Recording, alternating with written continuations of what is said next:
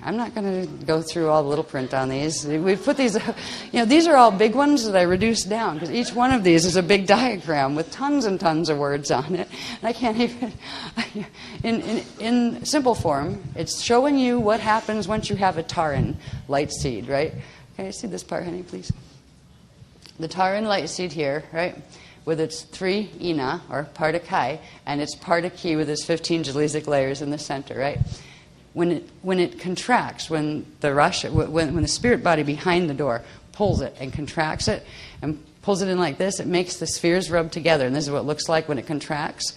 And they spark each of the jalizic radiation layers, and when the spirit body releases its pull, it expands back out again into this configuration, and the sparks that it created, and it creates the sparks in the core, it creates a set of 12 sparks, and it releases the sparks back out when it expands back out, and then it pulses again. All right. Now these are what are called spark lines. There are 12 spark lines. They're also the spark lines are what we later come to understand are key lines. This is where something called harmonic keys or jalizic radiation keys are formed. The keys are the beginning of building more quantum. They're like quantum leaps in quantum building. And they allow for the structures of the light body to form. So we've got after 12 pulses, each pulse of the taran, each contraction and then expansion, each expansion makes a set of 12 sparks. After 12 of those, you got 144 sparks, right? In the partaki, the 144 sparks have generated more quantum. There's more quantum in it now than when it started out as here. At that point of 144 sparks, the keys, where are we, number 2, number 3, what are called harmonic keys assemble, where some of the sparks have a positive charge and some have a negative charge. So, and they have a different quanta of energy because of the layers that they rub through. And there's a lot of technical explanation on that eventually we'll have this published, and you can read it for yourselves because I can't remember it. I did do a pretty good job on these when we first introduced them, though. That was like workshops and workshops ago. But what you end up with is a harmonic key, a set of 12 harmonic keys. Each of these lines ends up with a set of 12 sparks on it. Those 12 sparks on each line combined into a set of what is called a base tone key and an overtone key. An overtone key is a carrier of what is called the Manet force. The Manet force has a base partakai power of 33 1/3 partakai. That's its base. The whole force itself has that quantum of force. That's called the overtone key. And the Ire force, which has, and the Manet, by the way, has a positive charge. And the Ire force is a negative charge, 11 2/3 partakai power. That is called a base tone key. So you end up with a base tone key and an overtone key. Then these go through a period. So now you have the 144 sparks, each assembled into a set of 12 base tone and overtone keys. The base tone and overtone together is known as a harmonic key, and you have what here? One set of 12 harmonic keys. Now, they go through something called quantum resolution. That has to do with them redistributing the quantum they have in order to go into storage so the taran can pulse some more, make some more sparks, some more keys can be made. So eventually there's more quantum to build up to become something else, where the keys later build up to form what are called tachyons. All right? Tachyons. And after that, the tachyons build up to form a tachyon field. And at a certain point, it allows for something that I'll talk about in a minute. But the reason I wanted to show you this, even though I've showed these in lots of other workshops, I wanted to show you this because there's one key thing here. If we're going to be talking about Rasha body, we're going to be talking a little bit about prana. And this is where prana becomes a reality. I think it does in the spirit body as well, but they haven't showed us where those forces, Ire, Manet, and Manu, and prana, and something called the Mani force, come into being.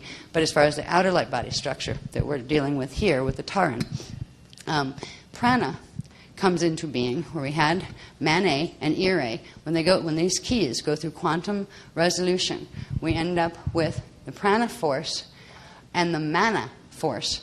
They form from something that happens with the Manet, where the Manet, which was the overtone key, redistributes its quantum. It had 33 1/3. It had a base quantum of 33 1/3 positive charge, partakai power, and it gives an equal quantum of Manet energy to the ire, and it bonds to the bass tone, to the ire bass tone.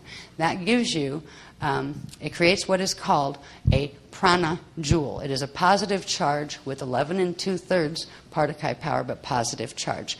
And for a while, the bass tone, or the ire bass tone, becomes the carrier of it. It is known as the prana jewel. Later this becomes the joule force that science talks about here, as far as units of work or heat that are used to measure things and that become calories and all of those kind of things. But this is where all that starts, and this is where the force called prana starts. So the part that the mane gave to the ire of equal quantum is called the prana quantum equilibrium. And then there's what's left of the mane, which is 21 2/3 positive charge, Partakai power. That is called mana. So mane minus its prana quantum is mana. This is where we start getting these different types of things. Prana and mana are different things. They are different types of Gelesic radiation. They are different types of force. And they interact, because of their different quantums and different charges, they interact in different ways. So this is very specific. We don't have to understand all of the quantum mechanics of how it works in order to get the gist that science and spirituality have never, ever, ever been really separated. It's just a science that forgot its spirit. The spirit never forgot its science. Unfortunately, we're being reminded. So anyway, I just wanted you to know where the prana and the mana come from, because we're going to go through, when we get into Rashabadi, we'll be talking about prana exchange and that kind of thing. So it's important to know where it started and what it comes from. It comes from that mane, whatever part of the light body an exchange takes place, where the mane does break down into the prana and the mana. And there's certain points later that the prana itself splits in a 2/3, 1/3 ratio, and becomes prana ki with a positive charge and prana chi with a negative charge. And one has, if you divide prana 11 2/3 positive by 3, and you get 1/3 of it, that number, dividing it by 3, will give you the prana chi. And if you divide, then you take the prana chi and times it by 2, you end up with the prana ki. So they're all different, very specific quantums. And I think that's the most important thing to understand as we're moving through this, not memorizing each one and all of that. But eventually it would be nice to have it in the books. Anyway, so we get through quantum key, what's it called? Key resolution, where the quantum resolves itself for storage. All right? So we go into that. We have the 12 harmonic keys. They form a set of these new things. When the quantums redistribute themselves, you still have your overtone key. You don't have your overtone key anymore. You have what's called the overtone differential key, which is that remaining amount of mane. That's called the kasha key. And I think they still call this the bass tone. I don't know. There's all different names for them. But it's still the bass tone key that has the prana jewel in it. Okay, so the bass tone, or the ire key, holds what becomes a prana jewel. There's a huge process that all these go through before we get to the joules that we know here and the calories we know here. This stuff is brutal to translate. It's all quantums, what twists this way, what has that polarity. If we ever get that far, I don't know. But we have enough to show the basic process of what is a harmonic key cycle. A harmonic key cycle, after you have these in storage, where you have those, they resolve the quantum, and they went into a storage of 12, a set of 12 kasha keys with their, what were they called? I can't remember. With their overtone, bass tone keys with the prana jewel. So that's one set in storage. Then the Partaki and Taran pulse some more, make some more sparks, build more quantum. They make more keys. They build up. All right. As these build up, you've got, I have it written down here someplace. All right, the 12 harmonic keys and one harmonic key set resolve. All right, so you had 12 harmonic keys in one harmonic key set. The 12 harmonic keys resolve for storage as the Taran enters the next pulsing cycle, spark cycle. Then for number 5, tachyon cycle and tachyon formation. After 12 harmonic key cycles, 12 sets of harmonic keys are formed, 144 harmonic keys. Each set of 12 harmonic keys merges to form one tachyon. So one tachyon has 12 harmonic keys in it, all right, in the Ta field. So it is a Ta key ion, tachyon. That's why we get tachyons, All right? So the word refers to that. That's why we spell it the way we do instead of the way science here does. You know, tachyons, I think they've spelled them here if you were going to use Guardian pronunciation. Right?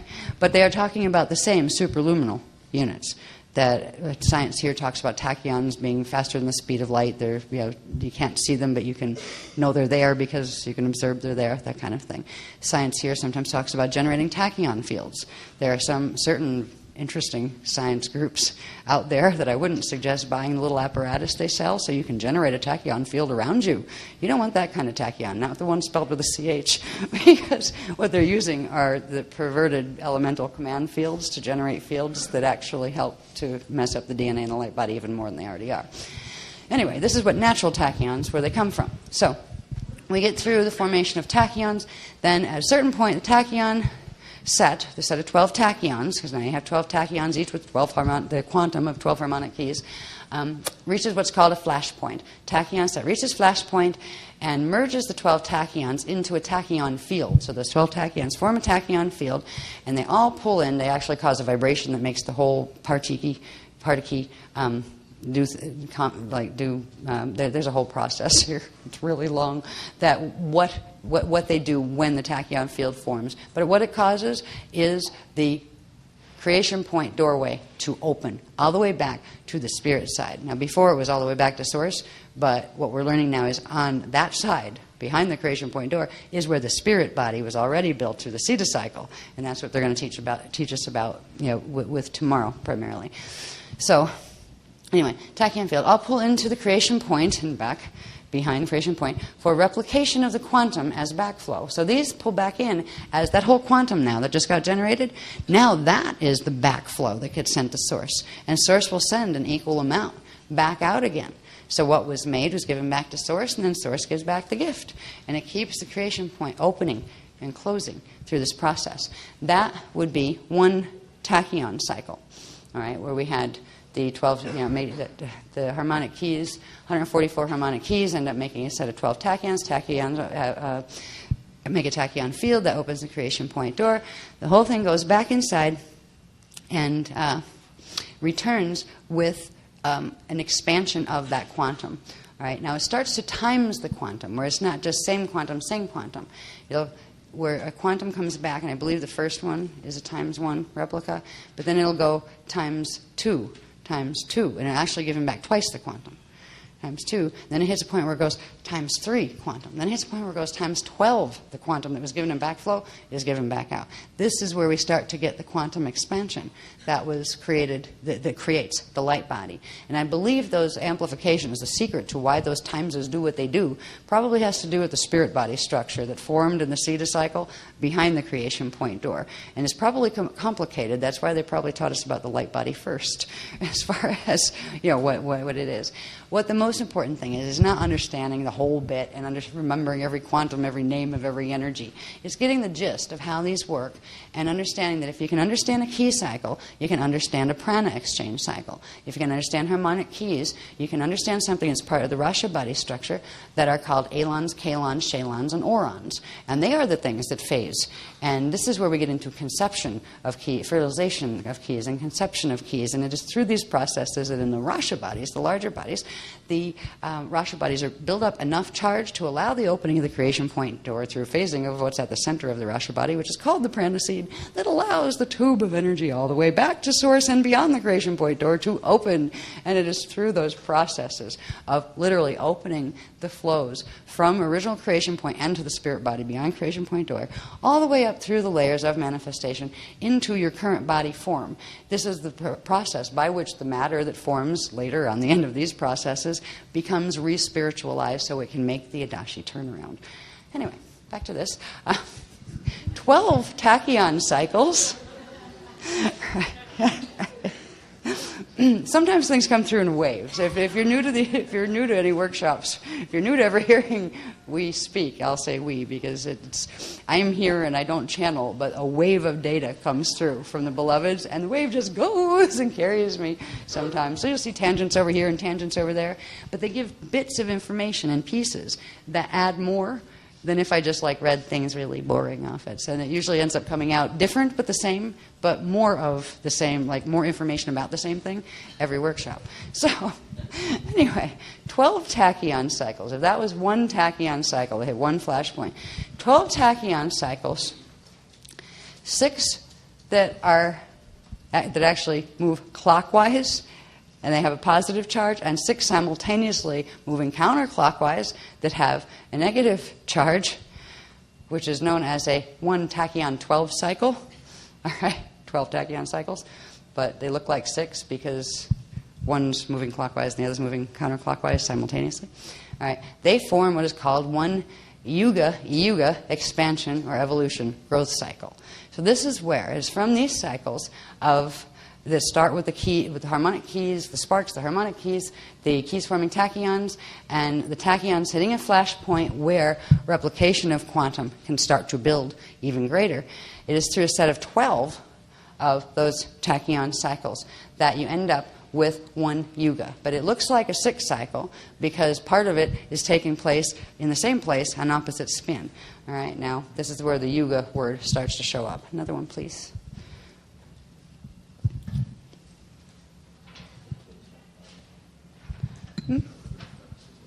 Oh, this is just to let you know there's a whole bunch of things that happens with harmonic keys and tachyons. This is before we ever get to Rasha Body. We don't have to go through all of these. But to get to the point where we hit one flash point, right, which was the end point that I capsulized there, all of these things take place. We had harmonic key formation, okay. We had that. We have the harmonic key resolution. That was where they formed the kasha keys, right, and the crystal keys. That was the word I was looking for. What they called the base tone keys once they did a resolution. So we saw that bit. Then there's the progression of the keys. This gets absolutely nuts. We have key ordination. We have key distillation. We have key crystallization. We have key compression. Then we have, finally, key activation, tachyon flashpoint, where the whole set of them pulls off, pulls together through a tachyon field and opens the creation point door and pulls all the way back into spirit body so it can replicate. And that's where we get the starborn cycle, where the light body grows from this process in quantum leaps and bounds. There's also out here, which eventually they'll give us that, because I have no idea even how to talk about those intelligently, objectification of the keys, key fulfillment. This is at the end of tachyon cycles 2 through 5, whatever. They will integrate those bits of data with the larger structure someday. But just so you know that key cycles, they start with those diagrams that had lots and lots of little tiny words with them, and they keep going and going. But through this process, we have the first words of lons and alons, shalons, and kalons coming about. They first start in the partikey of the taran on the small level, but when you get out to Rasha body structure, they birth out as literal crystal gelesic radiation units that interact together, and they do large quantum building at certain points at certain cycles. It's through the cycles that after a yuga is finished, there's a Rasha cycle that is called the Naveho cycle. That will allow for prana exchange to occur. It will allow alons, kalons, and shalons of the Rasha bodies to phase together on their lines, right? We had key lines on the 12 key lines that we had here in the partikey. They become what are called fire chambers, large ones that are fire chambers where these crystals slide up and down them and at certain points come together and make big sparks and build quantum in the Rasha body. And that quantum at a certain point gets brought out into the light body, and it's that allows the matter base of the light body to start to de-densify and take a step back closer through creation point door. So it's all connected, and that's why they wanted me to go over, even though we've covered the key cycles in other workshops and even more intensively, they wanted you to see where all of it started, because all of this is the same process that we deal with in Rasha. And Rasha body activations are the key to making the kale-hara turnaround. So next one, please. I'm not going to spend a lot of time on this, just to let you know all those things are there as part of key cycles. As if that weren't bad enough. Then we have, this is simple stuff. This is the easy stuff, right? This is the formation from the tar, and this is the formation of the light body up to the unisized seed atom. Right? We have first, the 0-point cycle. That would be the Siddha cycle. Okay, here's the 0-point axis. And this has to do with the axis. Where is the top axis of that spark cluster? All right. So if remember, the triad is the Partakai 1 and Partakai 2 combination, right? So that is the 0 point. That is the axis that they would be at. So Partakai 1, Partakai 2 triad are there. When they do their phasing, they go through these stages that we're going to learn about, heaven help me, tomorrow, that there are 4 what are called trimesters of a Siddha cycle. And there where the spirit body is born, and where we have something called the Immaculate Conception and those kind of things taking place. And then, right, the virgin birth. And, yes. And then here is the axis we would have. So this is showing you this axis, right? Here, the 0-point axis. And that's the axis of the triad, or the first Partakai 1 and 2. Right? This one is the axis of the Taran. This is where the Taran births. So this is the first, through the Siddha cycle, this is where the Taran comes into being as a larger quantum than the original triad was. All right, so the triad was originally the quantum of 2 Partakai, right? It had Partakai 1 and 2, and one would split to make a 3-point, but the quantums were still the quantum of 2 Partakai. But that 2 always operates as 3 in a Triveka configuration for phasing, and that grew to a point. That's not quite a tachyon cycle. This, with the Taran, is where the first tachyon cycle starts. So right here is where the Taran is born. That's where the Taran does what you just saw on the other page with all the diagrams. Right there, the Taran generates this quantum until it goes through its tachyon activation flash point. At that point, the Taran pulls into source or into the spirit body through creation point door and is replicated times 2. So where you had the power of 3 Partakai, they're only counting the Partakai here, not the Partaki in the middle, right? The 3 Partakai, which are considered the divine constant plus what is called an flame at the center, which is a third, so you get 3 and a third divine constant. All right? With that, goes in, and replicates times 2, we end up with 6 Partakai, dispersed in a set of 3, with 3 at the center and 3. The 3 at the center is the same one because the Taran comes back out. So this is the process by which what is called the Rosetta forms. And the Rosetta is what gives you the 9-dimensional Kundalini currents. This is the start of where those currents form. There are other currents from the spirit body that form first, and they have to do with the D13, 14, and 15 frequencies and the D10, 11, and 12 frequencies as well. So I just wanted to remind you, that most of you is a reminding, of the fact that we start with the triad. First tachyon cycle takes place between here and here. Here's where the Taran was born, and here's where the Taran phases through its key cycle, and here's its flash point where it goes in and births out the next one, plus brings itself back. All right, so that's one tachyon cycle. It comes back as 6 Partakai power.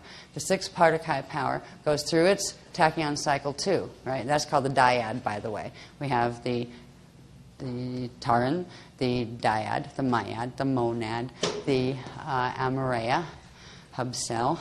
And down here, finally grows to be what's called the divine blueprint, where it has a power of 144 Partakai. All right, there's a very specific increment of expansion, of quantum expansion. And that gives a very specific spiral of energy that comes out from the center of when the creation point gives its backflow, return back. There are quantum of frequency that bursts out from each of these layers, of each of these cell clusters, and they form, these parts form the Kundalini currents. So they each come out and they follow a very specific expansion rate. Because it has X amount of quantum in it, whatever one it is, it has a very specific size as far as the quantum of its sphere. Right? And then the next one, if it's times 2 of that, it has more. There's more Partakai in it. The 6 goes to 12, so it's a bigger sphere. The 12 goes to 24, so it's a bigger sphere. And 3 at the center, and 3 at the center. Always the 3 at the center. All right, that's a divine constant, or divine variable constant, as they say. Then there's the 24 become 48. These are all times 2 replications. When we get down here, Now, where are we down here? If we look up, I need this one. Right, this was tachyon cycle 1, 2, 3, 4. Tachyon cycle 1, 2, 3, 4, 5. That's tachyon cycle 5. Tachyon cycle 6. Here's where we go. It's thank you. Tachyon cycle 6, which starts with the birth of this unit, which is the divine blueprint that has a power of 144 partakai. So you had 48 times 3 equals 144. That's where you get the 144 partakai there. And that is born on this axis, right? These axes become important later in understanding what we're going through starting tomorrow on the planet. Anyway, so the 144 divine blueprint is born there. Please don't. It's messing with my wave.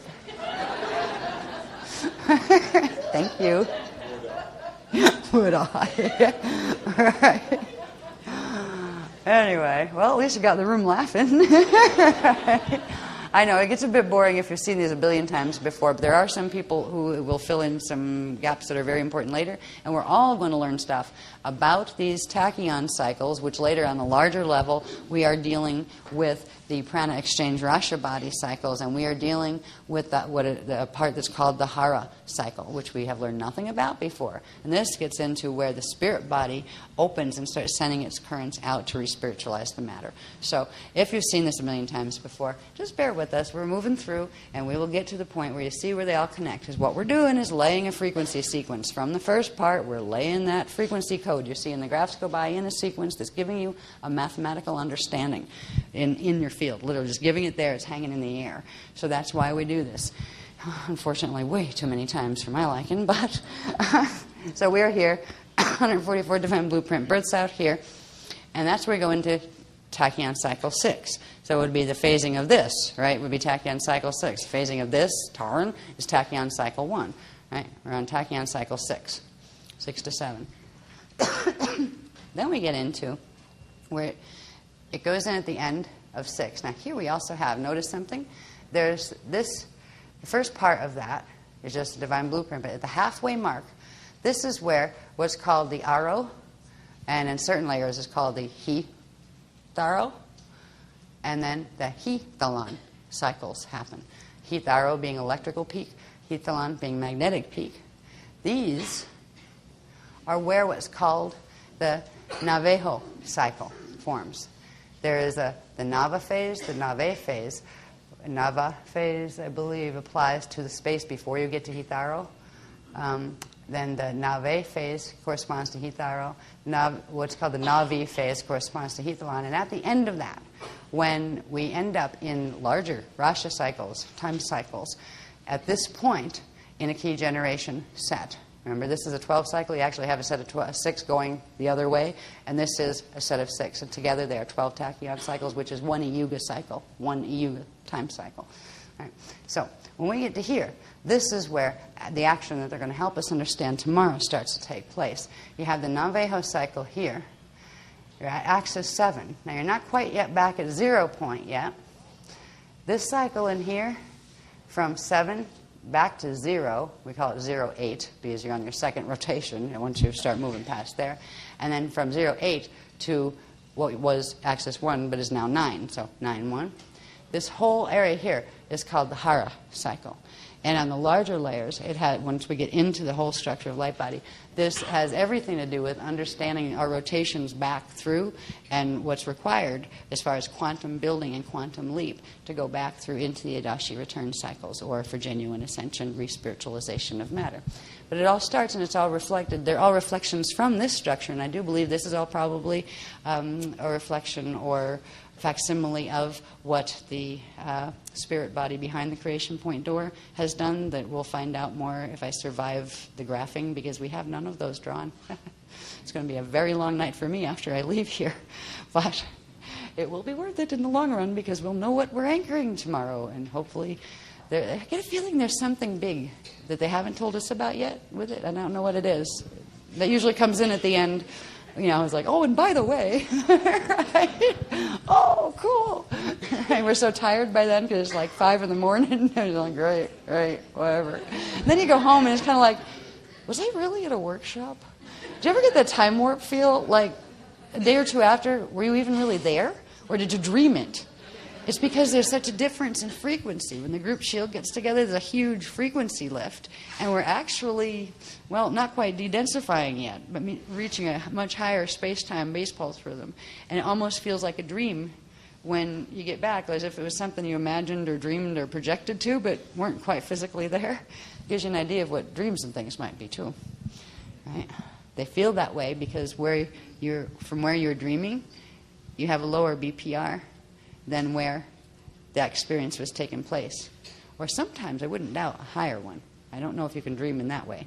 But anyway, I don't know where that came from. That had nothing to do with what I wanted to talk about, but it just came through on the wave, so it got at it anyway. Here we are again. So these are the cycles we're going to learn about. And they start here with the simple key cycles, or the tachyon cycles of the Pardaki. And once we hit this point in the simple Pardaki starborn cycle, we end up with, we had the 144 divine blueprint. This is where, when it goes into the center at the end of cycle 6, this is where it comes out as a times 12 replication. All right? So what was 144 Pardaki power of the divine blueprint, or the divine blueprint unit, which is, I believe, called the Adon unit, the first Adon, it comes back out as 144 times 12, which is 1728 Pardaki power, and that is called the Edon unit.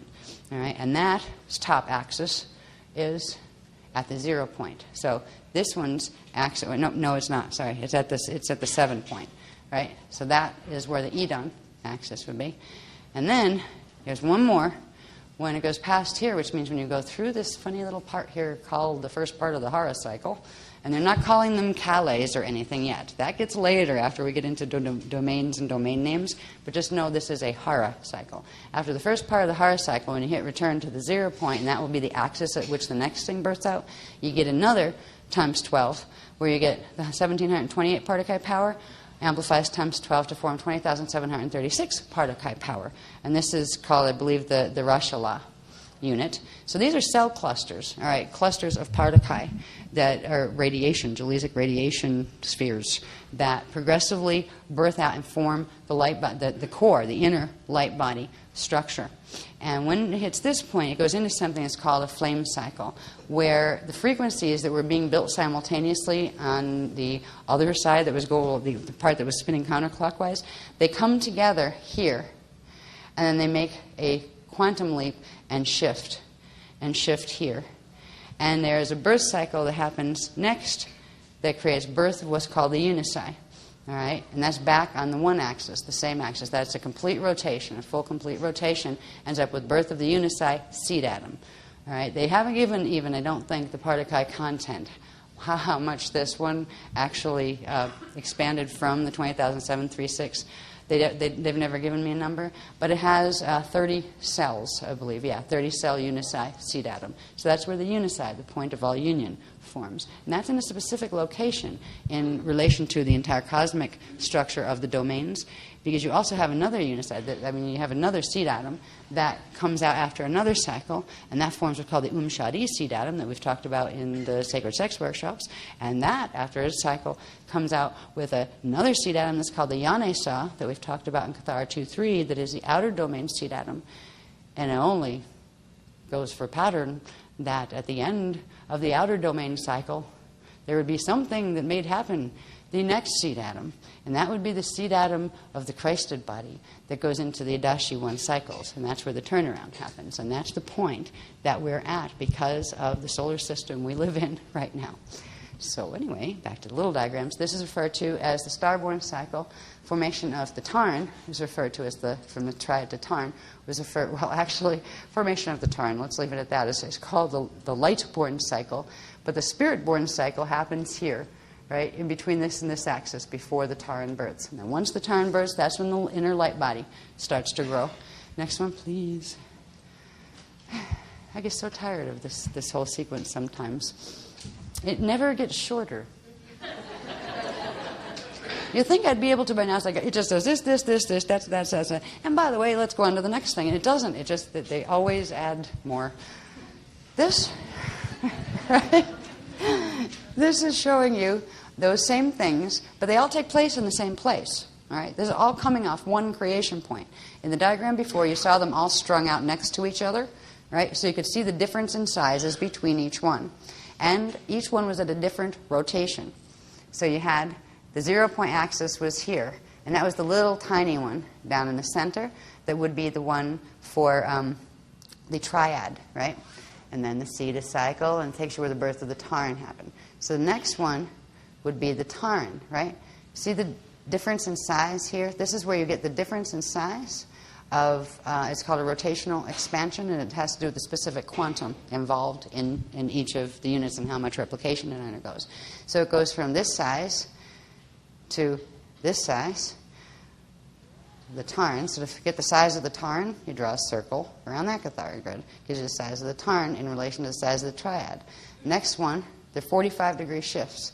The next one is where axis 2 is birth of the dyad, which was times 2 of the Partakai quantum of the Taran.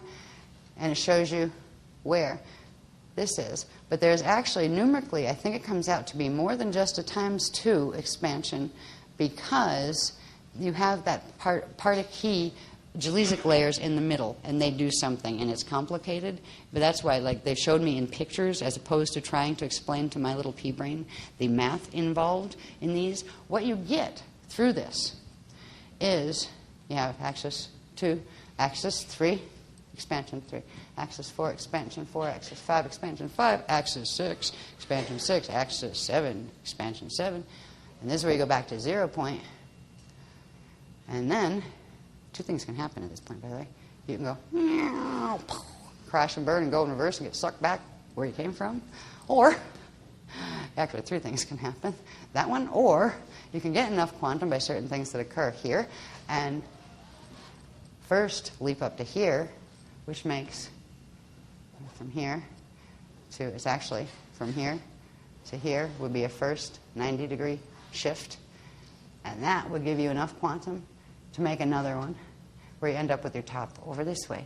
And when you're here in our outer domains in the Kale cycle, the Adashi 1 cycle would have its top axis there. So this is actually showing you not just how little things inside the Taran were born and how the expansion rate occurs there, but it's the same thing that occurs in the larger light body structures and in the huge cosmic Yuga cycle structures that takes you from these quantum leaps into the next level of expansion. And the biggest one is the one that's at the end of the Kali Yuga cycle, the outer domain cycle, where you have to have enough quantum to be able to make the full leap and turnaround, not just a shift from 7, not just a 90-degree, but 180-degree shift from that point. And that is where you get the roll around to go in back into the Adashi return cycles. And that is where you start to...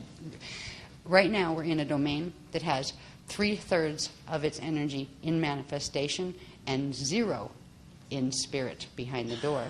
But all the domains before it have part of themselves in spirit, and they are connected to the outer domain. This is why the outer domain is more vulnerable, let's say, to getting lost in than any of the others. Edens don't fall, all right? The middle domains don't fall. The inner domains don't fall.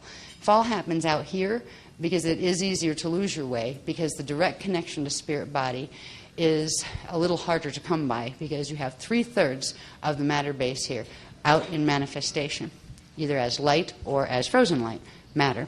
And that is where we get the vulnerability. When we make the Adashi turnaround, we have to go back to, we actually go to a state of half and half. We go from 3/3 out behind in front of the creation point door to half in front of the creation point door and half behind it in the spirit body. And then we can make the shifts and come back out again in the Adashi cycle at a natural matter-based level of 2/3 manifest, 1/3 spirit. And then the Adashi 2 cycle is re-spiritualizing more, where you will have, again, I think again you go into the half and half state, where it goes 3/3, 2/3, half and half, and then 1/3 in the last Adashi cycle, 1/3 manifest, 2/3 spirit, and then finishing the last Adashi cycle takes you into 3/3 spirit. All right, so it's a progression of creation of matter and then re-spiritualization of matter, or bringing the spirit body behind the door currents back in to the matter body, light body currents. Anyway, see what I mean? They add stuff in between, where I really hoped I could just go through this sequence fast, like I've always done for like the last year and a half. And no, they're adding all sorts of stuff. This is what was taking so long, because they were throwing things at me that I'd never heard of before, like haras and things. So anyway, this is showing you all sorts of things. It's showing you the expansion sizes, the relationships between the spheres, and this has to do with how the rashas would form. Not just this, but the rashas do some interesting things. But it's showing you the crystal spiral. When we talk about the crystal spiral, it is very, very different than the fib of no chi spiral. Now, if chi is prana, is a negative charge, maybe the fib of not chi spiral is a funny shape compared to the crystal spiral because it doesn't have any chi, and that's why it's called the fib of no chi spiral. And it was a guy's name. They do this stuff on purpose. It's really funny. I mean, people incarnate here. You don't just like pop, I'm here from nowhere, right? People come in here, both Krishnic beings and beings that are of fallen angelic soul groups. And they play some really hilarious games. I mean, who gets what names? How did that name come in the first place, right? But we call it the fib of no chi spiral. And it is the same thing as the Fibonacci spiral. The Fibonacci sequence is an unnatural, metatronic, anti-Christic growth pattern that is caused by what's referred to as the 666 seed atom, which is a metatronic seed atom. All of that has to do with external Merkaba mechanics. All of it has to do with what's called the Daisy of Death paradigm. And yes, I try not to insult anybody directly out there. Yeah. But anyway, this is the natural one. This is the crystal spiral. It is a different mathematical sequence. I'm still dying to find out exactly what that mathematical sequence is, because you can do the Fibonacci, directly with numbers. They will give us that at some point. But we can plot the Fibonacci and this one together to show the differences. And at some point, I think I have that for tomorrow's stuff, just to remind us, because we covered that in Tenerife too, I think. But anyway, this one is this product of one set of 6 clockwise tachyon cycles, and simultaneously there is another set running counterclockwise that gives you the other spiral. When they come together, they form what is called the core and the inner flames. And so this is referred to as a flame shift cycle. And this is the Siddha cycle for the next one. This is where birth occurs, the birth of the Partakai 1 and the Partakai 2 that will form the triad that forms the next domain out. So there is not just the first Partakai and second Partakai. You have Partakai 1, Partakai 2, and it creates the whole set of structures that we've just seen that leads up to the birth of the Unisai, and the core domain is formed through that. But then there is this next structure that goes into another domain structure. Every one of those cycles to create another domain has to start with a Partakai 1 and a Partakai 2. But that Partakai 1 and Partakai 2 came from the level before it, just like the Partakai 1 and Partakai 2 originally came from Source and through the spirit body. So they're going to start showing us more of that connection.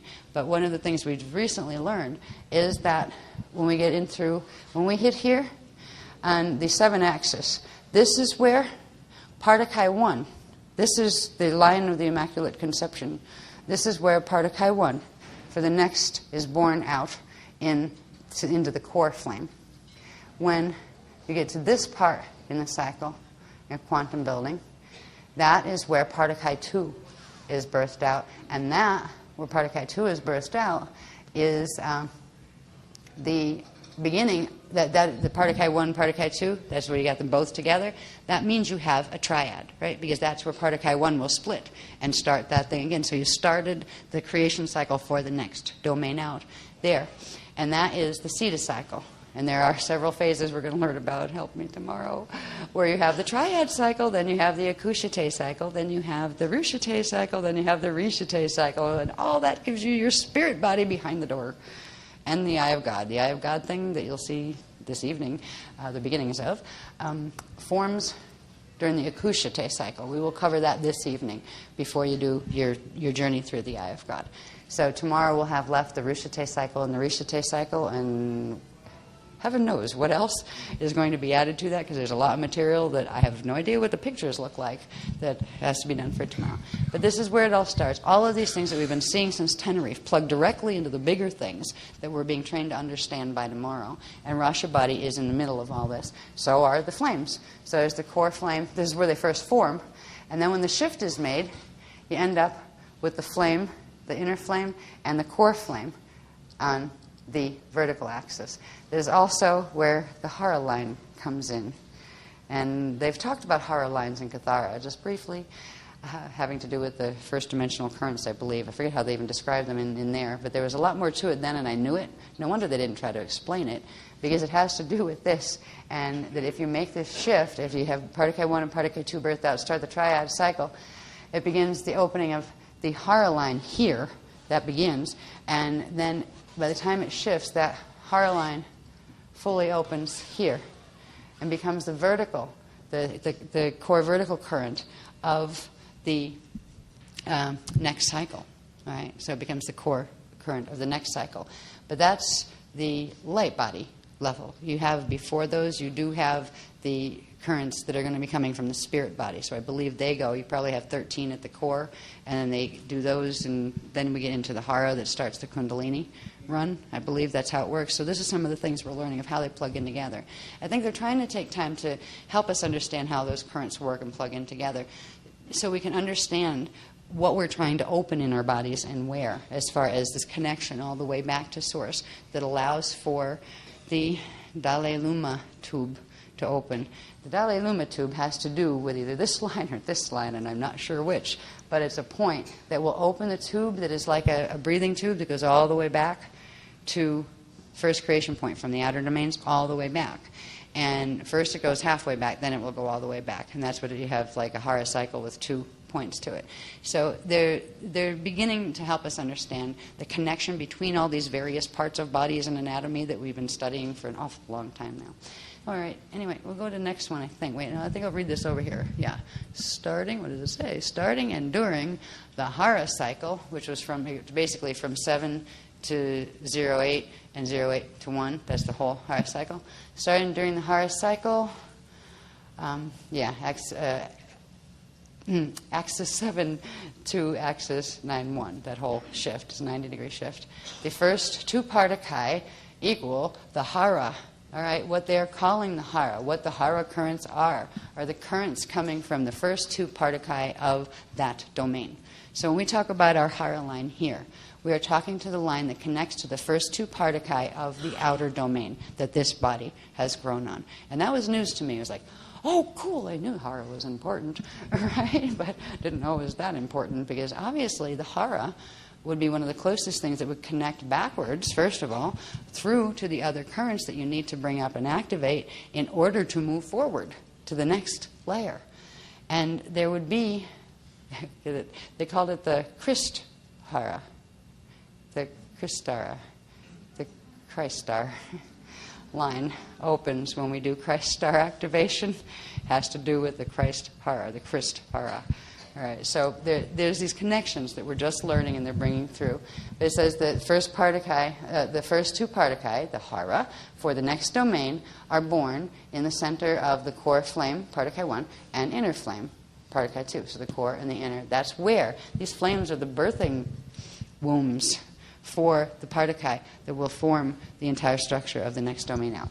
Anything here we need to know? Quantum building via tachyon. All right, this says quantum building via tachyon 12 cycles, which is 6 and 6, say on one going one way, one going the other, creates the organic first creation, eternal life, crystal spiral expansion ratios, and the crystal spiral spark currents. So there are currents of energy that spiral out through from each of those, each of the cell clusters, the Partike cell clusters. Each of them spiral out a current specifically, like spark currents. When they expand and contract, they send out their spark currents, and they become, once they get into the outer domains, they become the primal life force currents that we've been working with all along, and they form the field. So this is where all of that stuff that we learned in Kale-hara, and Kale-hara 1, 2, and 3, this is where all of it starts. Anyway, next one. Wait, do I have to look at anything here? Oh, yeah. There's something they showed me here. See, they're throwing it all over the place. And I was like, okay, that's on that graph. Okay, that's on that graph. Help me. But anyway, this is the axis 7. This whole thing here from axis 7 back to 1, right? Or back to what would be the 9 one, because that would be, you'd be on the 9th little pi piece. Let's just call it a pi piece, because it's not a tachyon cycle. They're different cycles. You have the Naveja cycle here. You've got what's called the simple hara cycle here, and you've got the kryst hara cycle here, the Christ star cycle here, which is the Sita cycle for the next domain. Okay, so as we're moving through, what we're actually approaching on the larger scale of all of the domains at the end of the Kali, the universal Kali cycle, we're hitting this point. We're moving into this point. At this point, we go into a half and half state of like temporary pulling. I think this is how it works. I think it's this one. This is the one I'm still fighting with. It's either here or here, and then we make another 90-degree shift. So I'm still trying to untangle the knots, because when the stuff comes in, it comes in knots with several different transmission lines at once. That's what the grids do to it here. And I have to sort through them, pull them apart, and listen to them directly saying, yeah, I took that over there, put that over there. Nope, that's this one, that's this one. So it takes a while.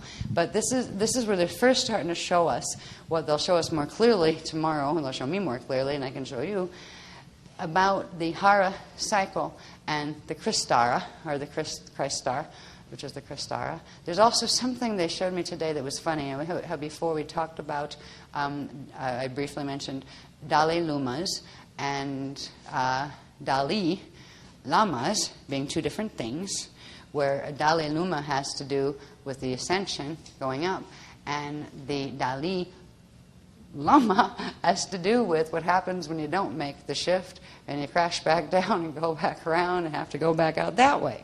All right, that's considered the path of rebirth as opposed to the path of ascension, which is not the same as the path of reincarnation, which is cycling around and around until you burn out your seed atom and fall. The path of reincarnation is the path of fall, which I never knew the distinction before. All right. The path of rebirth is the path of step back, the path of the Dali. The Dali is the backward door. But at least you're going through one. You're going through a door, and it will mean you have to come back out into an outer domain cycle before you can do an ascension. But at least you have the capacity to go through an ascension. The hard part about going backward through the backward door is there's a point that your shield shatters going back through. However, if it's done right, with a proper what's called Bardo wave, the wave will hold your pieces of consciousness together. You can't take a body out backwards. All right, it is a path where your body dies and then you come back again. You rebirth out again. But the shield shatters, but it's held together by the Bardo wave that takes it back through, where it would go back through this way instead of going up into making the leap. So they're starting to show us how all of this and these funny little cycles have to do with all sorts of things that seem more grounded that we've heard about before, like reincarnation. Reincarnation is where you keep coming back out the center of the same domain until you lose so much charge in your seed atom that you completely have a severed connection to the currents from behind you, which are coming from the domains behind you, which means you won't even have enough frequency to go backward or forward, which means you will just eventually go into a space dust return. And on the next wave, that is a full ascension wave, you will ride out as space dust and come back home. There are some things that are redemption after that, but they take millions of years, I think, to where a system goes through, it has its fall parts, it goes back through its Dashi cycles, the next system comes out, next system's going to ascend, it can actually pick up the space dust pieces if it still holds a memory imprint of who went to space dust. And it can take that memory imprint, collect the pieces, and bring them back where they can be brought back into the Dashi cycles. But as far as what that's like in terms of time, the amounts of times would be massive compared to what we consider a lifetime or waiting a few lifetimes between lifetimes being. So there's these distinctions that we're finally starting to understand. By understanding all the physics, we're starting to see where it plugs into all of the religious teachings that have been on this planet, because they all have a little bit of this, a little bit of that. The Sanskrit stuff talks about this. The Buddhist stuff talks about this. And they talk about reincarnation. They also talked about, we had the Dale and the Dali, right? Dali-lama, which is guardian of the backward path, the back step path, the path of rebirth. And you have the dale, which is the forward path, the ascension path, and that's the luma that opens the dhala-luma chamber that goes back to the spirit body that allows enough frequency to come through so your light body can partially demanifest and make the spin. Anyway, then we have they do this. We have the hara cycles, and then we have what over here I believe is called a hare cycle. The hare Christ star, I think it's called. And then there's something else, and I think it's when you burn on back through what's called the ring of fire or the backward door, is the Hari, just like you have Dali, Krishna, Christ not. These words are out here with different meanings assigned to them. You know? I mean, I would, look at that. You know, when they showed me that. First they showed me the Hare. And I was like, oh, Hare. Oh, cool. And I was like, hooray, hooray. Hurrah cycle, right? Right. And they're saying, yes, it's not the Hari. And my brain went, Hari Krishna, I've heard of that. What is that? And then it's like, this is how they teach me things, right? They'll give you little hints. And my brain says, wait a minute. Is there something there? And they go, mm-hmm. And then they'll show me a bit more about what it is. So all of these words we're getting into now. We've been dealing with Christian type, you know, like the stuff that we hear about pieces of in the Bible. We've dealt with pieces we've heard about that the Hindu faiths, not Hindu faiths, the Hebrew faiths have heard about. So we kind of like started with the Christian Jewish platform, right, as far as showing that. And then it's expanded. We got into the Allahs when we talked about the first sparks being formed and everything. That happened when we did the Morocco trip. And now we're getting into all sorts of neat ones, like, you know, where do words like Hare Krishna come from? And I kept wondering about the desert, with the Kale-hara desert, you know. I mean, where do these words come from, and what do they mean? Because usually there is a meaning. If it's not just a coincidence, why people name things certain things? Well, idea just dawned on me, right? Where do you think ideas come from? They come from the other layers of your own identity and your own bodies, or somebody who might be visiting there that either does or doesn't belong there. So you can get ideas seeded by fallen angelics, you know, where you just kind of, oh, it dawned on me, or I came up with that, you know, invented that. Like, yeah, right, somebody showed you, you just don't remember being showed, that kind of thing. Anyway, this is just giving you an idea of how all these old diagrams that have to do with the light body structure that we've already learned, how they plug directly into the spirit body structure and the larger structure of the changes we're undergoing. So that's why they wanted me to talk about both simultaneously. Next one, which is a bit of a challenge for me anyway. Okay, where am I? Oh, I'm back at the Partakai yet. Right. Okay, where am I? No, I'm up at the Christ star. No, I'm back down here. No, I'm up here. They all look similar. Right.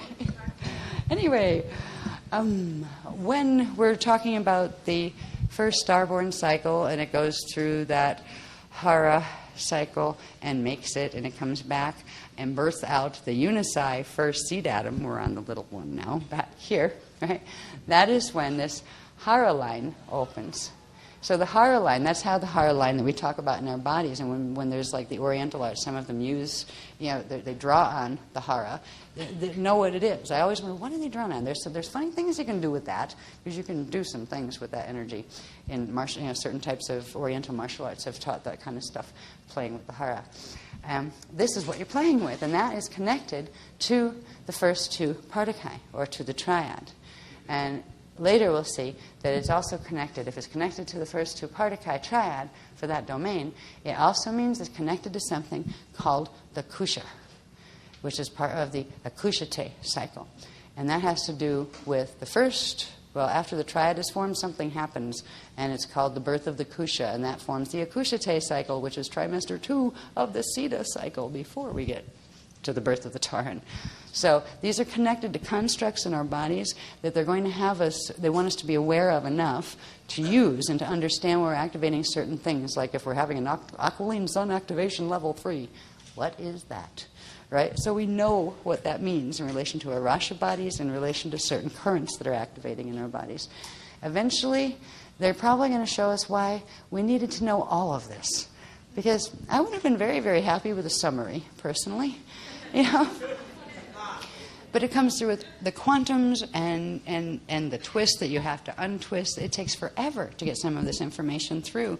It comes through with all the polarities, the names of things, and if you have letters reversing back and forth, Could be a very big difference. I mean, if you've got a hara and a hari, or a hare and a hari, and they mean two very different and opposite things, you better make sure you didn't get those letters jumbled when they were coming in on a twisted line from the planetary grids as you're trying to translate them. So the translations can be very, very tricky. Anyway, that's the hara line. It runs through, this is the seed atom, this is the unicyte seed atom. It means you would have a hara line connecting to each one of the domain bodies coming up. We'd have the outer domain one, then we'd have the one from the middle domains, then we'd have one behind that from the inner domains. And I think we have one that's probably called something hara or hara something. There's one more step back that has to do with the spirit body. That is before we get to the light body, before we get to the birth of the Tarn. Right? Which that means there's some kind of cycle that happens back there before the Tarn starts. It's tachyon cycles. That's what I'm surmising from what I know so far. Tomorrow I'll hopefully know more if I survive the night. Okay, let's see. What do they have me right here? When flame shift completes, the seed atom for the next domain is born around the cell clusters of the domain before. The 9 cell clusters from the domain before form the rosetta that manufactures, the rosetta cell cluster, that manufactures the 9 kundalini light body life force currents for the next domain out. And the hara, which is the P1, P2 frequencies, it's out the hara line. The hara what? And I can't read that word there. Can you bring that up just a little bit more? Yes, it's smeared. Sends, okay. The hara sends out the hara line, first center vertical partiki current of the light body of the next domain. All right, so when the rosetta currents come in, this happens first. The hara line goes first, and then the rosetta currents come in behind them. So this is where the currents that we've been working with all along are coming from. And we're going to have to obviously understand something more about the hara currents in order to move through the activations that are going to be running through our solar system and planet and bodies tomorrow. It has to do with the hara, and I'm just sharing with you what I know so far. Next one, please. This is why it took so long to get these. This is just reminding you of that's the unicyte structure, if you get an idea of them in color. Thanks to Sue, she does a lovely job with those. Yeah, that's better. And it shows the crystal spiral coming out and the points. And that's the unicyte. And then you'd have the inner and outer flames. This would be it's called the inner flame, and then there's a core flame inside of that right here. You can't see it too good in this one, but it forms the Sacred Heart, I believe. They call it the Sacred Heart passage. And this is actually a passage that comes together, and at some point you can go through back to source completely. And that probably has to do with the dhalais, which we're just learning about. Next one, please. I think I had them both there. That one just shows the unicyte a little more clearly. That's the color version of the black and white one that you saw with the unicyte and the inner flame and the core flame set. Okay, and in here is where you'd have the Partakai 1 and Partakai 2, and it's from there for the new domain that's being born. And from there, you would have the hara line running out and the 9 currents from the rosetta. All right, next one. If I ever get done with this line of them. Oh, help me. Oh, here we go. Sorry, I'm just having a slight breakdown. I'll be all right in about 2 seconds. How close to dinner is it for anybody? It's past dinner. Yes. How many in this set are there? I think. Yeah. Let me just feel how many there are. A couple of days. Let me see.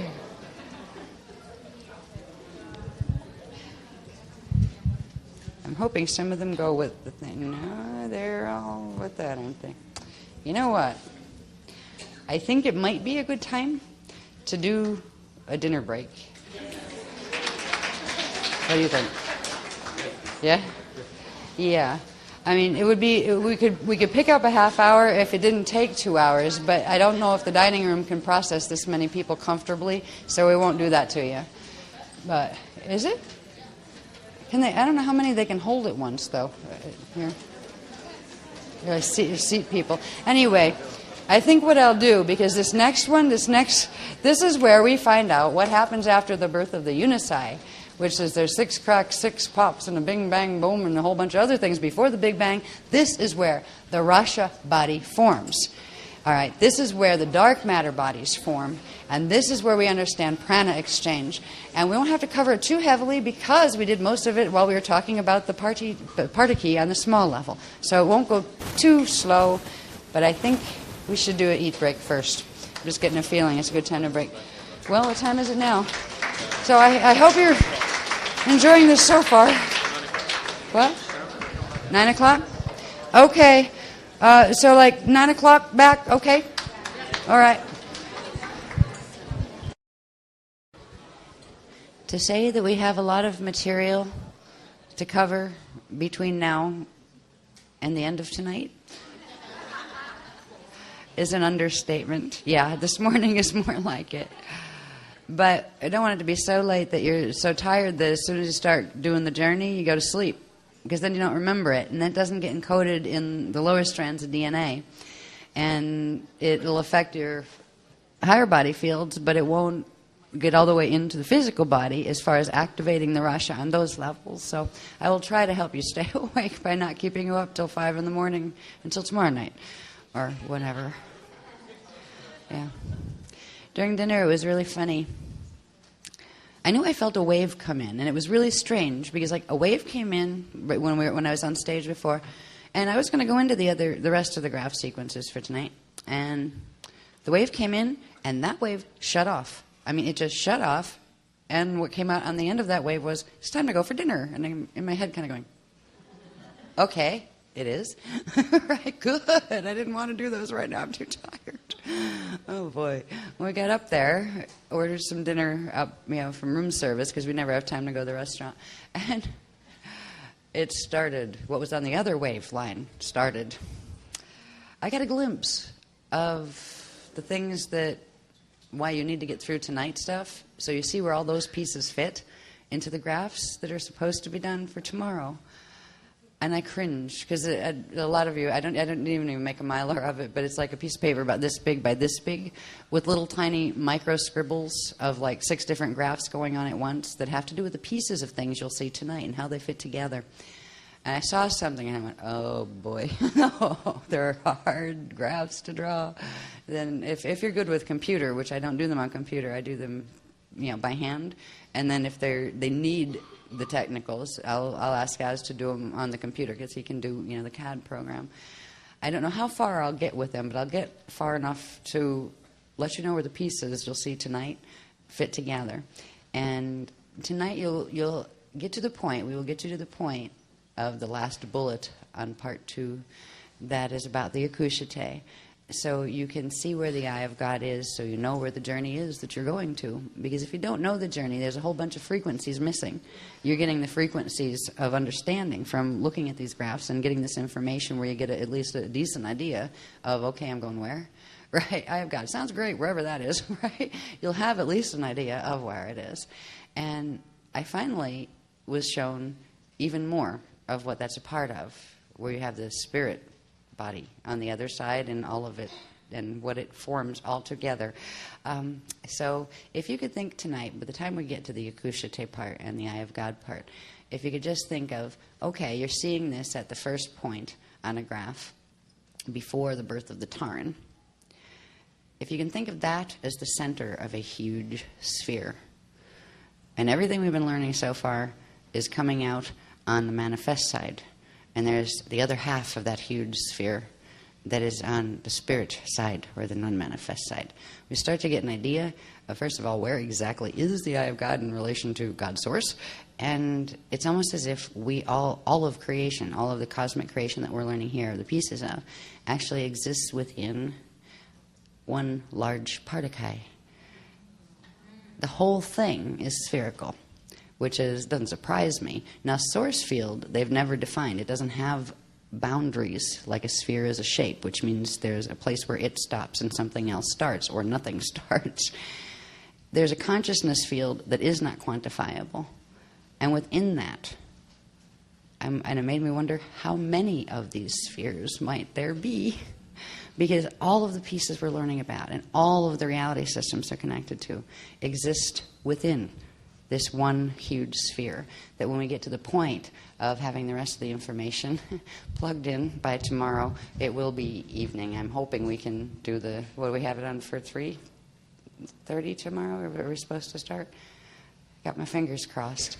It depends on, I have to go to sleep tonight when I leave here, because I'm ready to fall over actually right now. I'm just so exhausted.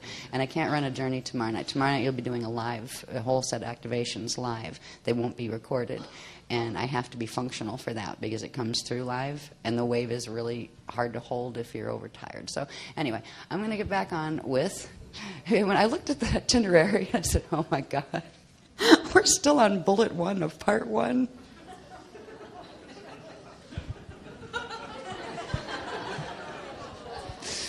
Part 2 is the one that had bullets about this long, a list of them about this long.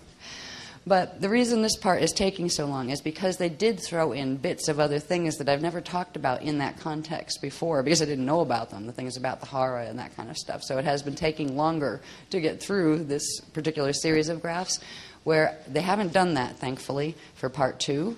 Is pretty straightforward. Is once you understand these things, then you see the structure of the vertical maps and how that applies to the planet and those kind of things. And I think I can do that at a decent speed. And then we'll go into the beginning teachings on the Eye of God thing, because that is where we need to get you to be able to get the most out of the journey, the glide journey that you will do tonight. And that glide journey will give you the frequencies that you will need to be able to pick up the frequencies of the dhala-luma tomorrow night. When the activations come through, because they're coming through the planet whether or not we're ready for them. They did tell me one thing that actually, my first reaction was I felt a bit upset about it actually, just to really, the indigo shield and the I can't even talk tonight, sorry, Aquafarian shield, which is at the center of the indigo shield. If you think of the Aquafarian shield, then the indigo shield, and then the angelic human shield. That's how they're structured. And the core are the ones that hold, the majority of the power. They get hit with the activations first because they can anchor them first. If the Aquafarian shield is unable to make this shift, they will have to pull the host, period. It means even Earth, as a consciousness, who chose to go, because it can't go, the Earth itself here, the matter body of this Earth, cannot go through the ascension cycle, the Kryst star activation. But it can go to the back step, and that's what it wants to do. It wants to do the kale-hara cycle. If we are not able to hold this activation and bring it through, they will have to pull the ancestation passage, which is holding the host here, so the planetary grids can run any of these frequencies. And at that point, everything will go, well, some things might get assistance out the Rama path, the Kali-Rama path, but most will end up going into the Kali-Rima, Kali-Dima, which is the fall path. And I didn't realize it was that important. And I just would like to, on behalf of the beloveds, thank you for being here, and thank all the people who do come sometimes and aren't here tonight, and the people in 12 tribes and everything, because this is huge, what we're a part of. And I just wanted to let you know that, because I didn't know that. I didn't, I figured, well, if we can't handle it, worst case scenario, we'll probably end up doing the back step. Nobody's going to be able to do the back step from here if Earth can't do the back step.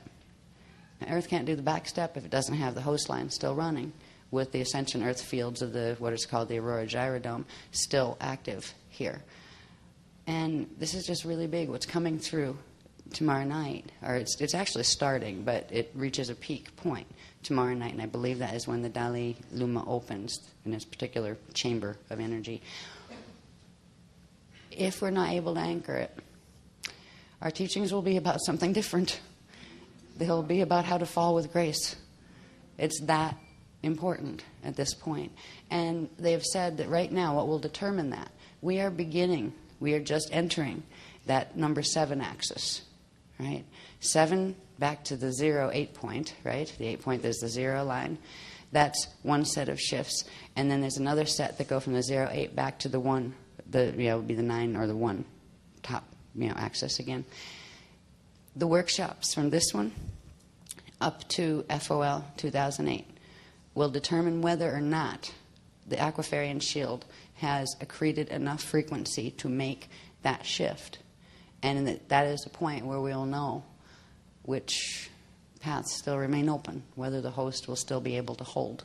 So, and there's only a couple of them that we have as far as the big workshops. There's some, a few more 12 tribes, and they're going to continue until May. But we will know by FOL of 2008 whether we've made it or not. And I think that's why they're moving material in the way they are, which is different than I've taught it before. I mean, same information, but they're adding things in there, and I'm going, okay, huh? Well, yeah, right, okay, and try to explain it to you. So it's a little different than I'm used to, but I just wanted you to know that we're in the middle of something really big, and if we make it, if we are able to hold that, we have made that swing, which means we've made the first level swing, which probably is the solar level. That means we will be able to pick up the frequency accretion that will take us into the frequency of the 7 through 1-9 swing on the universal level. So we will be able to hold the host here, and the whole thing will go on, and we will have probably quite an amazing future to look forward to as far as those on the ascension path. Because we'll learn to glide, and then we'll learn to slide, which is taking our bodies through to the new Earth zone, which is called the Aurora field. And it's a space that is between, it's a three-dimensional holographic field, just like Earth is, and just like Eartha is. And it's a space in between that's not as high frequency as Eartha, but it's higher frequency. It's a halfway mark between the lower frequency that Earth is in and the higher frequency that Eartha is in. So hopefully that's what we have to look forward to. And it all comes down to understanding our basic parts, as if we didn't understand enough of them with crystal body. So we'll pick up where we're picking up where we left off, and we're entering the life-born cycle, where the Rasha body, dark matter body, births. And this is the elemental command station. That is literally from which the things that form atoms here, and what creates atomic bonds to form elements, like our periodic table of elements has specific elements that have specific proton numbers and electron numbers, and those specific bonds, the way atoms bond together to form elements, is actually held in the programs of this Rasha body. And I'll show you in what stage of this creation progression that the elemental command portions of the Rasha body manifest. And then finally we'll get you to the Big Bang, because we're nowhere near the Big Bang yet. Okay, I'm going to take this off. Here comes the wave. Sometimes they're hot, sometimes they're cold, but usually they're hot. Thanks. Okay, pointer. See a pointer anywhere? I think I lost my pointer. Oh, there it is. Yeah, I couldn't see my glasses either because I don't have my glasses on. It's getting really bad when I'm way overtired and I've been having my eyeballs glued to little diagram scribbles for many hours. I know. I saw them when I went over to get the pointer. Thanks.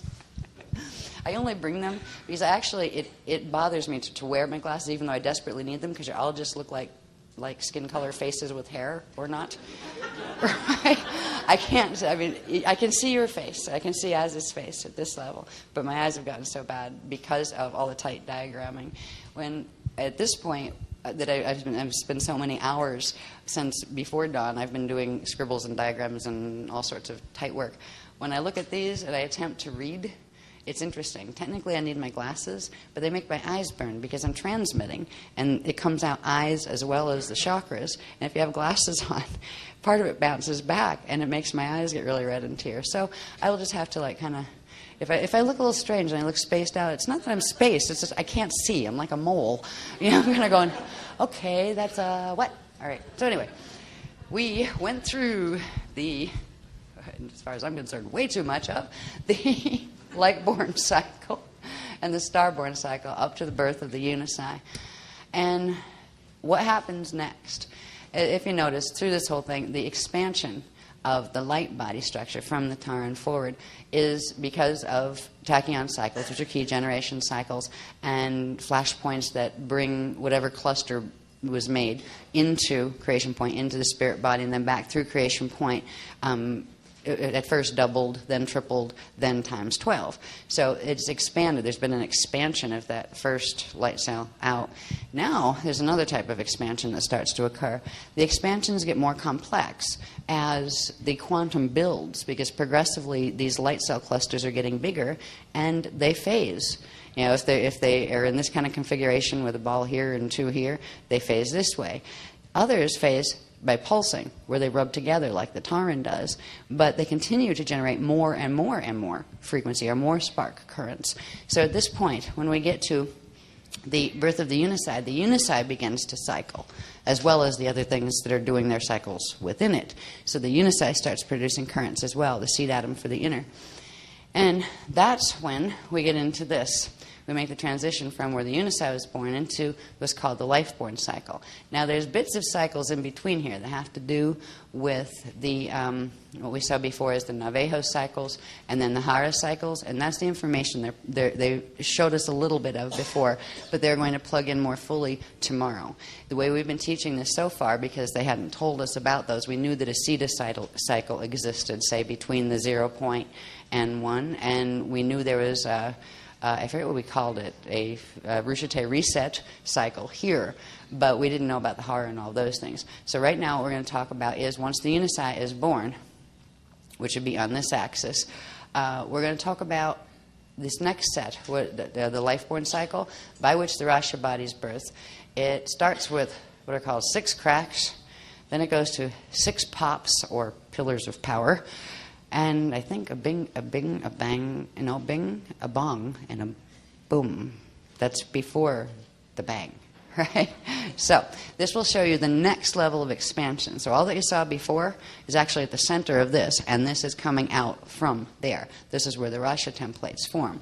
And the Rasha body that forms for the inner domain that is connected with the unicyde inner domain seed atom is what we're seeing born first. It says, let's see, this funny little chart here, just because there wasn't room to draw them all. The spheres would have gotten too big if I kept them proportional.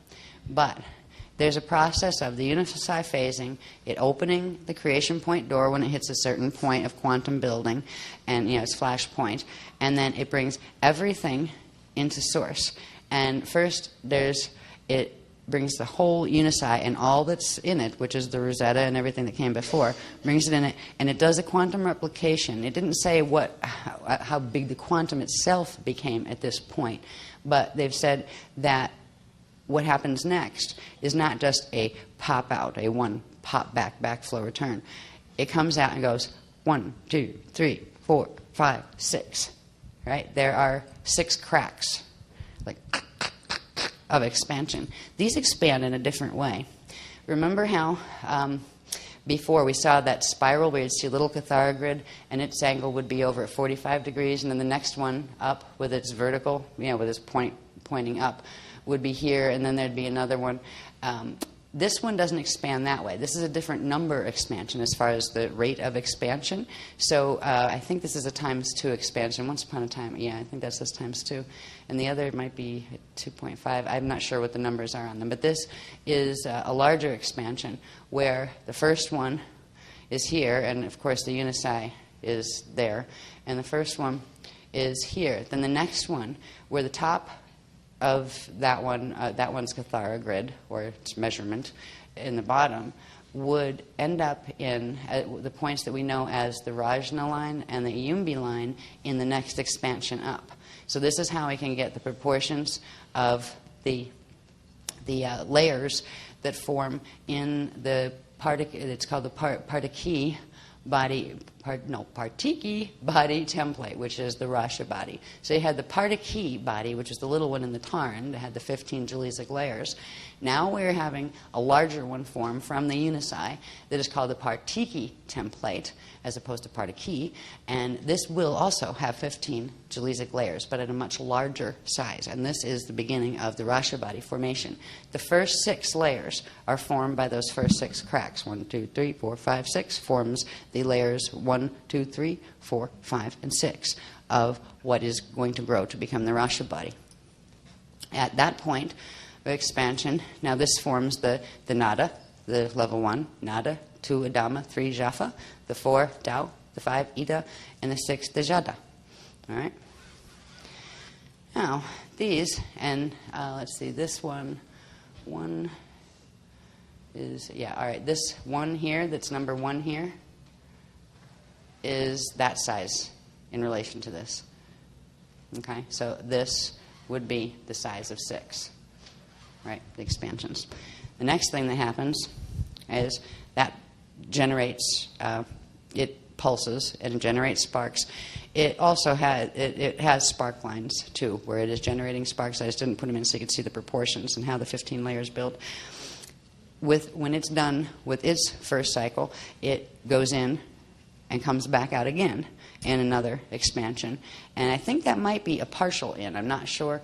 I don't know if the whole thing pulls all the way in or if just part of it does. There's still lots of technical little details like that I'm not certain of, but you can still see the flow and the expansion and what it forms. So when somebody says, how's your Raja body, you know what it is and where it is.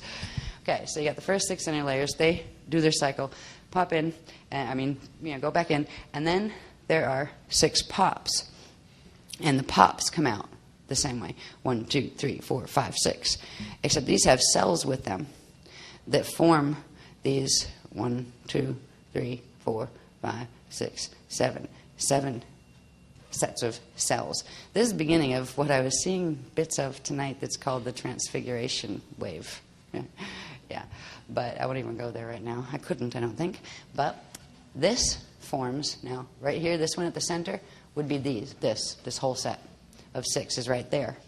So from that comes out, actually is right here. It says pop 5, wait a minute.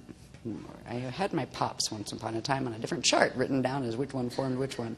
But we'll put 1, 2, 3, 4, 5, 6, yeah. 1, 2, 3, 4, 5. Yeah, that's it. That would be 1, 2, 3. Actually, these go 1, 2, 3. They go from outside, the big one first, then the smaller one, the smaller one. So these go 1, 2, 3, 4, 5, 6. But what they form are the layers that would be the 7 through 12. 6 through 12? I think it's 6 through 12. Yeah, we get up to 12 anyway on this one. I am tired, and I have done this a bit before on tape, a lot better. But anyway, you get the first 6 layers there, and you get the next 6 layers there. And that will give you 12, even though these start from the middle and expand out, and these make a big one, and then fill it out from the inside and make the pillar of power. This pillar of power is a set of radiation unit cells, spheres, that contract and expand. They'll contract into the center and spark as they go through each other. It's also the structure, if you remember the structure of light body, when we got into the light body structures involved with the Vekas, like down here where we are, the density bodies and the flame body structures were all built on a similar structure. If each one of these had a little Kathara grid in it, we've seen diagrams that look like that before. But this is where that structure starts. So we get the next 6 layers. We have the 6 inner layers, the 6 outer layers. Then we have the 6 cracks, the 6 pops. And next, please. 7 through 12, yeah. Then what collectively they refer to as the little bang. Okay. This is what they call the bing, the bong, and the boom. The bing forms layer 13, the ka. The bong forms layer 14, the tha, and the boom forms layer 15, the ra. Altogether, those 3 represent the little bang. All right, so there's another. That set of pulses that set of Julesic radiation layers, spheres, pulls in to source and pops back out again. And again, it does one of these 1, 2, 3 expansions. And that's where you get, eventually they become the primal light field frequencies, D13, 14, and 15. So they form there. There's the boom. Yeah, that's the last one. So this forms from the inside out again. When you put them all together, like inside of here, the next one in is where you'd have the 6 pops. And inside of that, you'd have the 6 cracks. All together, they form the